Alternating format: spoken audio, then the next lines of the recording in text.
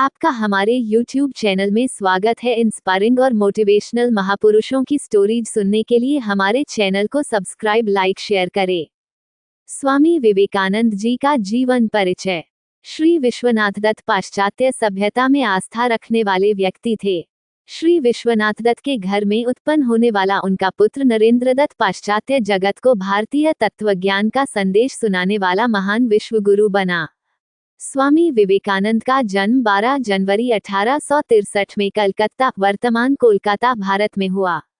रोमा रोला ने नरेंद्र दत्त भावी विवेकानंद के संबंध में ठीक कहा है, उनका बचपन और युवावस्था के बीच का काल यूरोप के पुनरुज्जीवन युग के किसी कलाकार राजपुत्र के जीवन प्रभात का स्मरण दिलाता है। बचपन से ही नरेंद्र में आध्यात्मिक पिपासा थी। सन 1884 में पिता की मृत्यु के पश्चात परिवार के भरण पोषण का भार भी उन्हीं पर पड़ा। स्वामी विवेकानंद गरीब परिवार के थे। नरेंद्र का विवाह नहीं हुआ था। दुर्बल आर्थिक स्थिति में स्वयं भूखे रहकर अतिथियों के सत्कार की गौरव गाथा उनके जीवन का उज्ज्वल अध्याय है। नरेंद्र की प्रतिभा अपूर्व थी। उन्होंने बचपन में ही दर्शनों का अध्ययन कर लिया। ब्रह्म समाज में भी वे गए, पर वहां उनकी जिज्ञासा शांत न हुई। प्रखर बुद्धि साधना में समाधान न पाकर नास्तिक हो चली।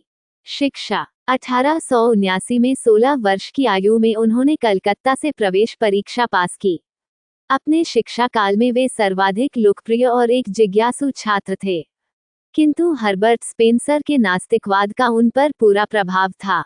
उन्होंने से स्नातक उपाधि प्राप्त की और ब्रह्म समाज में शामिल हुए, जो हिंदू धर्म में सुधार लाने तथा उसे आधुनिक बनाने का प्रयास कर रहा था। रामकृष्ण से भेंट। युवावस्था में उन्हें पाश्चात्य दार्शनिकों के निरीश्वर भौतिकवाद तथा ईश्वर के अस्तित्व में दृढ़ भारतीय विश्वास के कारण गहरे द्वंद्व से गुजरना पड़ा। परमहंस जी जैसे जौहरी ने रत्न को परखा। उन दिव्य महापुरुष के स्पर्श ने नरेंद्र को बदल दिया। इसी समय उनकी भेंट अपने गुरु रामकृष्ण से हुई, जिन्होंने पहले उन्हें विश्वास दिलाया कि ईश्वर वास्तव में है और मनुष्य ईश्वर को पा सकता है।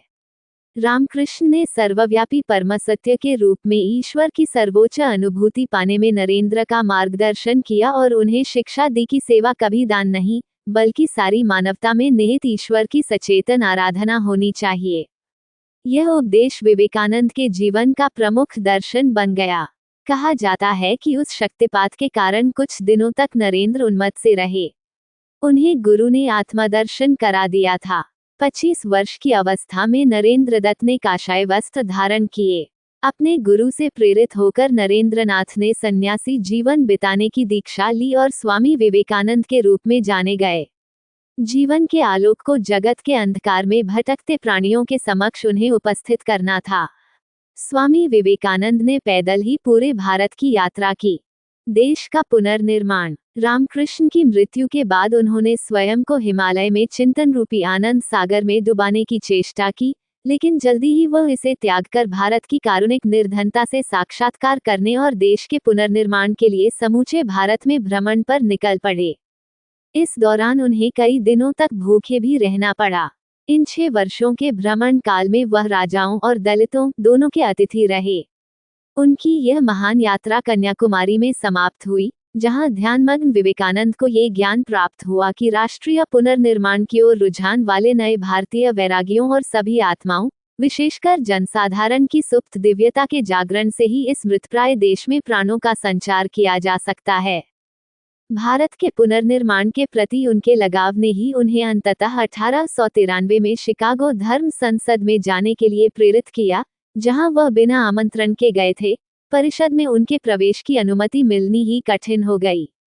उनको समय न मिले, इसका भरपूर प्रयत्न किया गया। भला पराधीन भारत क्या संदेश देगा यूरोपीय वर्ग को, तो भारत के नाम से ही घृणा थी। एक अमेरिकन प्रोफेसर के उद्योग से किसी प्रकार समय मिला और 11 सितंबर सन 1893 के उस दिन उनके अलौकिक तत्वज्ञान ने पाश्चात्य जगत को चौंका दिया। अमेरिका ने स्वीकार कर लिया कि वस्तुतः भारत ही जगत गुरु था और रहेगा। स्वामी विवेकानंद ने वहां भारत और हिंदू धर्म की भव्यता स्थापित करके जबरदस्त प्रभाव छोड़ा। Sisters and brothers of America, अमेरिकी बहनों और भाइयों के संबोधन के साथ अपने भाषण की शुरुआत करते ही 7,000 प्रतिनिधियों ने तालियों के साथ उनका स्वागत किया। विवेकानंद ने वहां एकत्र लोगों को सभी मानवों की अनिवार्य दिव्यता के प्राचीन वेदांतिक संदेश और सभी धर्मों में निहित एकता से परिचित कराया। सन 1896 तक वे अमेरिका रहे। उन्हीं का व्यक्तित्व था जिसने भारत एवं हिंदू धर्म के गौरव को प्रथम बार विदेशों में जागृत किया। धर्म एवं तत्वज्ञान के समान भारतीय स्वतंत्रता की प्रेरणा का भी उन्होंने नेतृत्व किया। स्वामी विवेकानंद कहा करते थे, मैं कोई तत्ववेता नहीं हूँ, न तो संत या दार्शनिक ही हूँ। मैं तो गरीब हूँ और गरीबों का अनन्य भक्त हूँ। मैं तो सच्चा महात्मा उसे ही कहूँगा जिसका हृदय गरीबों के लिए तड़पता हो। शिष्यों का समूह। 5 वर्षों से अधिक समय तक उन्होंने अमेरिका के विभिन्न नगरों, लंदन और पेरिस में व्यापक व्याख्यान दिए। उन्होंने जर्मनी, रूस और पूर्वी यूरोप की भी यात्राएं की।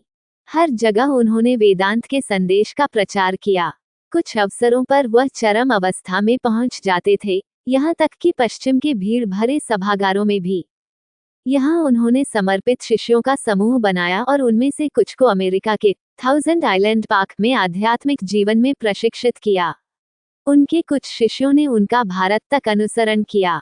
स्वामी विवेकानंद ने विश्व भ्रमण के साथ उत्तराखंड के अनेक क्षेत्रों में भी भ्रमण किया, जिनमें अल्मोड़ा तथा चंपावत में उनकी विश्राम स्थली को धरोहर के रूप में सुरक्षित किया गया है।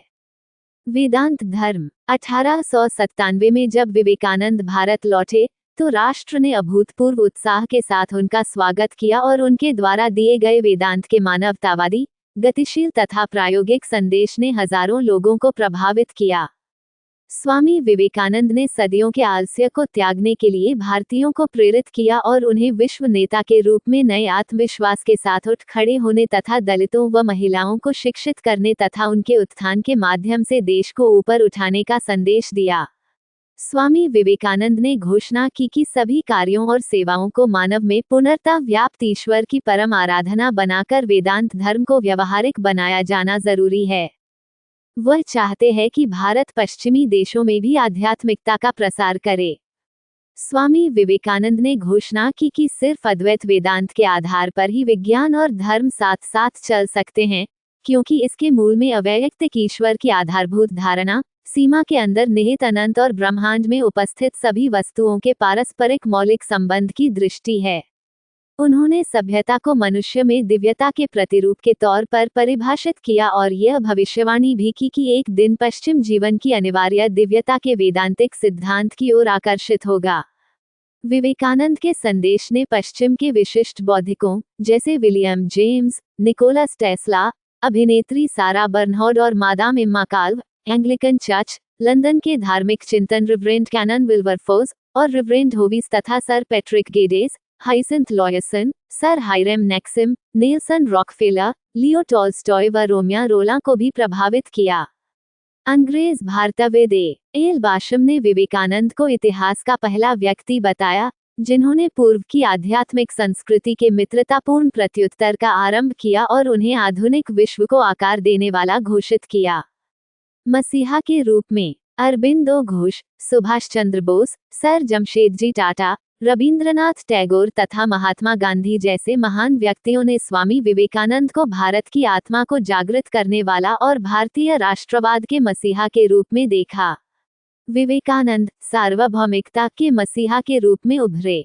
स्वामी विवेकानंद पहले अंतरराष्ट्रवादी थे जिन्होंने लीग ऑफ नेशंस के जन्म से भी पहले वर्ष 1897 में अंतरराष्ट्रीय संगठनों, बंधनों और कानूनों का आह्वान किया जिससे राष्ट्रों के बीच समन्वय स्थापित किया जा सके।